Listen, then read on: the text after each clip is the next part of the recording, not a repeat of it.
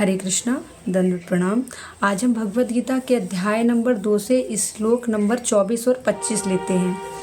अच्छेदोऽयं दह्योऽयं अक्लेदो शोष्य एव च नित्यः सर्वगतः स्थावरुणचलोऽयं सनातनः। 25वां श्लोक। अव्यक्तोऽयं चिन्तयोऽयमियम् अविकार्योऽयमुच्यते तस्मादेवं विदित्वेनं नानुशोचितुमर्हसि। शब्दार्थ देखते हैं।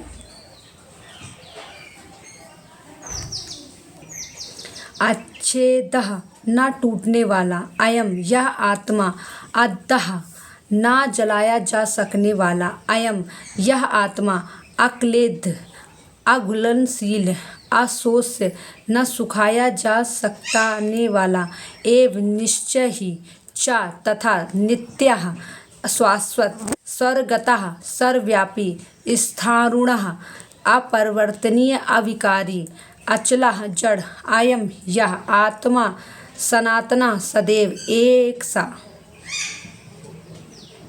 अव्यक्तः अदृश्य, अयम यह आत्मा, अचिंत्य अकल्पनीय, अयम यह आत्मा, अविकार्य अपरिवर्तित, अयम यह आत्मा उच्चेत कहलाता है। तस्मत् तथा अतः एवं इस प्रकार, विदित्वा अच्छी तरह जानकर, एनम इस आत्मा के विषय में ना नहीं अनुशोचितुम शोक करने के लिए अर्हसि योग्य हो।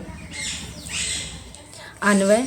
अयम यह आत्मा अच्छेद्यः अविभाज्य है, अयम यह जीवात्मा आद्यः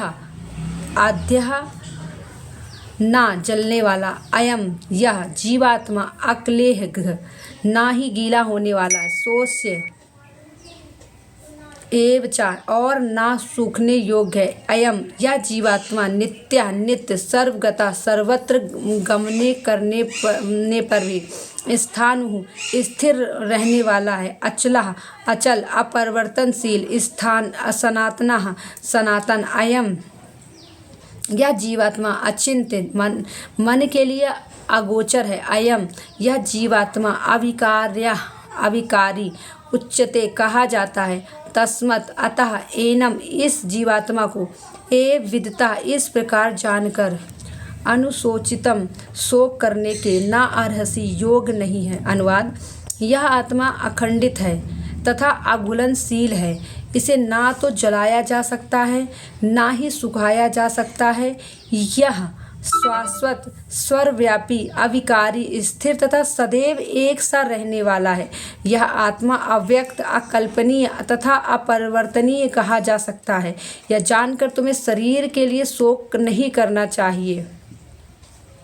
इसका अर्थ देखते हैं।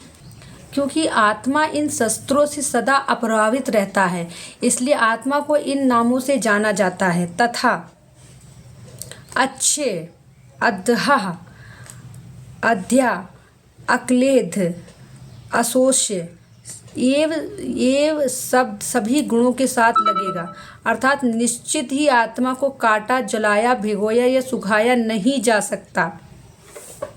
आत्मा का सर्वगतः इसलिए कहा गया है क्योंकि यह क्रमशः अपने कर्म के अनुसार हर प्रकार के शरीरों को धारण करती है तथा मानव, देवता, पशु और पक्षी इत्यादि। आत्मा स्थिर स्वरूप है, इसलिए स्थाणु और स्थिर गुण है। अतः अचलो ऐसा श्रुति वाक्य है। अविनाशी व अरेयम आत्मा अनुच्छिदित धर्मा। यहाँ आत्मा अविनाशी और शाश्वत गुण वाला है। बृहद आरण्य उपनिषद 4.5.14। अनुच्छिदित धर्मा का अर्थ यह नहीं कहना चाहिए कि अविनाशी गुण से युक्त, क्योंकि अविनाशी शब्द पहले ही इस वाक्य में आ चुका है। सही अर्थ यह होगा कि अविनाशी आत्मा के शाश्वत अनुच्छिदित गुण धर्म होते हैं। सनातन शब्द का अर्थ शाश्वत पुनरुक्ति का दोष इस श्लोक में क्यों आया है, इसका वर्णन अगले श्लोक में किया जाएगा। नित्य शब्द पहले ही इस श्लोक में आ गया है, इसलिए सनातन शब्द पुनरुक्ति लगेगा। आत्मा भौतिक इंद्रियों के द्वारा गोचर नहीं है, अर्थात अव्यक्त। यहाँ युक्ति तर्क के परे है, अर्थात अचिंत्य और केवल शास्त्र के द्वारा समझाया जा सकता है। शास्त्र के द्वारा आत्मा को ज्ञान स्वरूप अर्थात स्वयं ज्ञान और ज्ञेय अर्थात वस्तुओं के ज्ञाता के रूप में समझाया जाता है। यह 6 विकारों से रहित होता है, अर्थात अविकारी आत्मा के तत्व का उपदेश देने के लिए भगवान ने अविनाशी तू तद विधि इत्यादि शब्द में पुनरुक्ति का उपयोग किया है, ताकि आत्मा का तत्व को दुर्बुद्ध है वह आसानी से समझ में आ सके। इसलिए यह दोष नहीं है। यह पुनरुक्ति के द्वारा आत्मा के विशिष्ट गुणों को पुष्ट किया गया है। जिस सीमा तक तुम आत्मा के गुणों को निश्चितता में जान लोगे, अर्थात वह विदित्वा, तो उस सीमा तक तुम शोक नहीं करोगे। अगले श्लोक में भगवान आश्चर्यवत पश्यति कश्चित इत्यादि शब्दों के द्वारा वर्णन करेंगे कि अन्य लोग आत्मा को किस दृष्टिकोण से देखते हैं। श्लोक नंबर 29 में प्रभुपाद तात्पर्य, अणु आत्मा के इतने सारे गुण यही सिद्ध करते हैं कि आत्मा पूर्ण आत्मा का अणु अंश है और बिना किसी परिवर्तन के निरंतर उसी तरह बना रहता है। इस प्रसंग में अद्वैतवाद को व्यक्त करना कठिन है, क्योंकि आत्मा कभी भी परम आत्मा के साथ मिलकर एक नहीं हो सकती।